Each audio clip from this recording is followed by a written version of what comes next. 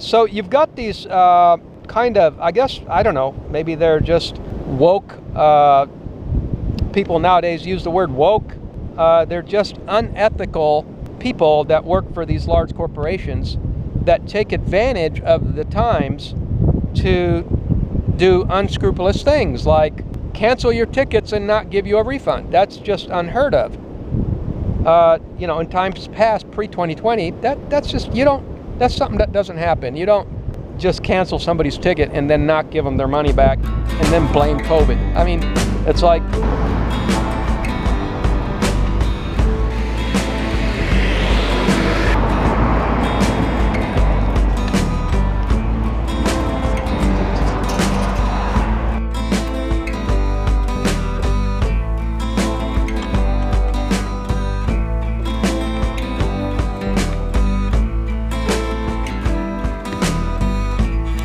Frank and Angie's channel. We talk about all things retire early life. Been abroad 11 years. We're homesteaders for a decade in USA. Traveled all around USA in a travel trailer before it was a fad on YouTube. It was actually pre-YouTube. We've done quite a bit of travel post-2020. We got stuck in the big lockdown, 2020 lockdown. We were in Eastern Europe, actually, Bulgaria. And so we were right in the middle of what travel was like, and then we left and went to Ecuador, and so we did some traveling around and then came to Mexico. We did some traveling around throughout Europe first. And so we keep a really close eye on other travelers and other channels of travelers of what's going on. A lot of people have quit traveling. I mean, I know I've mentioned that yacht cruising, a family of 7 that had to stop cruising just because of all the, 7 people times 7 tests. I mean, this is designed to sound innocuous, like it's a normal thing now to just, an extra $100 or $150 for a test. But when it's just from the financial aspect, because there's more aspects than just the money, okay, which we aren't going there at the moment, but just from a large family, it's already expensive. But when you've got your own boat or travel trailer, because once you've got your home on wheels or your home on the water, it really doesn't cost any more to do it. You just get a bigger rig, But when all of a sudden you have to come up with 7 tests before you leave and 7 tests before you come in and 7 tests when you come back, and it just becomes just this circus. So a lot of people that travel are solo travelers. You notice that, a lot of bloggers. But you do have families, so it hurts families a lot sooner. They notice it a lot sooner because of the cost, okay? Let's put it that way. So I'm going to mention all of the horrible things, and we experienced just about all of these. And number one is the arbitrariness of what travel has become. And arbitrariness covers more than one thing. For example, one of the things that it covered was we got our tickets canceled in Italy. And we got our tickets canceled, and the reason that was given was COVID. This was with insolvent Alitalia, which has since gone bankrupt and wiped off all of their debts, i.e. people that they never refunded their tickets, and everybody else. So you've got these, they're just unethical people that work for these large corporations that take advantage of the times to do unscrupulous things like cancel your tickets and not give you a refund. That's just unheard of. In times past, pre-2020, that's just, that's something that doesn't happen. You don't just cancel somebody's ticket and then not give them their money back and then blame COVID. I mean, it's like, I've seen videos where people, there's a fly in my soup, COVID. I tripped on the sidewalk, COVID, just silly, funny videos like that. Everything's COVID. So the other thing that was arbitrary is not just whether your ticket gets canceled. You may say, well, I'm not getting a lot of tickets canceled, but a lot of people are getting their tickets canceled. The other thing it was, we were going through the airport in Colombia. This was in Colombia. And just all the little Hitlers come out of the woodworks that work for these companies. It could be airline companies or any company. And we get to the counter to confirm the ticket and all that and check in. And she says we have to go down the stairs or up the stairs and go buy a shield and come back with a face shield. Now, mind you, there was no such requirement when we made the tickets, and we do check the requirements. And we looked around the airport and nobody had a face shield. And so what was happening is that we were being singled out for some reason.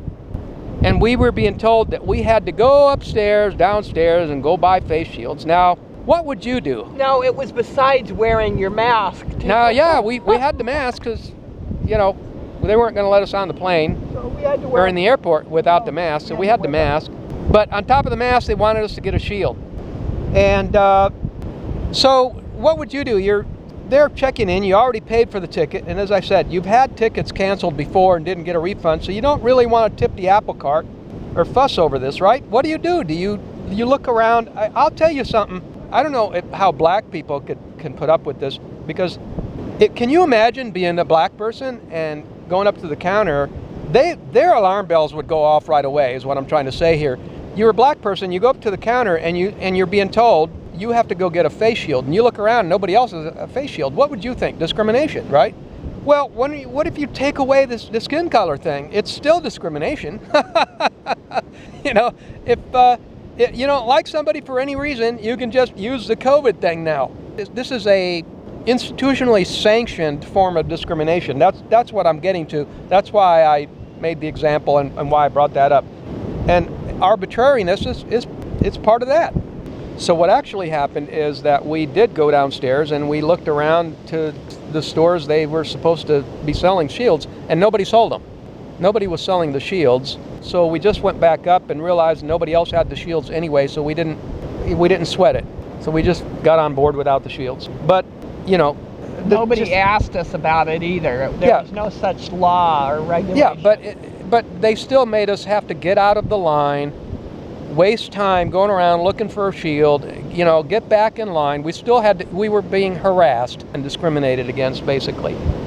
The third thing is a disrespectful airline staff. So you're getting these things, a number of these things. There is no end to the number of ways that you can be singled out and mistreated, okay? Even though, you didn't do anything, we didn't do anything to precipitate the behavior. And so on top of that, you get this curt treatment, you get this rude. The manager came out from Alitalia to talk to us, and when I tried to explain things to her, she literally just blew us off. She just literally just said, well, we don't care, we're not going to let you board, and see you later. Just no customer service whatsoever. And we weren't even being, how some people get when they are mistreated? They start reciprocating, and they get a tone, they raise their voice, they get upset. We weren't doing any of those things. We actually remained quite calm and respectful the whole time, which was pretty amazing, considering that what they just put us through. Because in Europe, a taxi from the airport's 50 euros. It's not $10. Fourth thing is that you're going to have these delays where you get your flight canceled, and all of a sudden you're scrambling to make another flight. And at that point, now you're at a disadvantage because you either take the next flight out, and since they're not admitting to any kind of fault, because of COVID, it's COVID's fault, then they're not giving you any special treatment where you can get on the next flight or anything. So they're not admitting any wrong. So you have to pay the extra short-term price disadvantage, or you have to wait however long you need to wait, and then you're stuck with having to do the math of trying to decide, okay, well, my hotel is going to cost this much. Is it going to cost me less to just go to a hotel than to pay twice as much to take the next flight out tomorrow? It ends up costing way more than you had anticipated because of the delays and the cancellations and everything else. And then your actual plans also get delayed. So you can't really make plans that are real tight, like having to be somewhere, tomorrow. I have to be there tomorrow for this thing. You couldn't do that because you may not make it. The other thing is that you may get something like this might happen to you at a time of day. There isn't any transportation. It could be the middle of the night. You might get stuck, sleeping on the airport floor, on metal chairs. You might get really stuck in a very uncomfortable that happened to us. situation. And for us folks that are getting a little more mature, that's just not something that we really want to be doing anymore.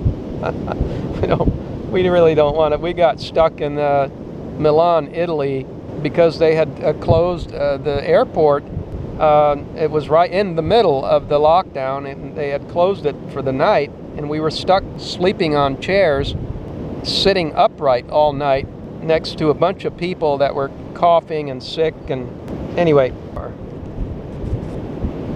so those are all the things that have happened to us.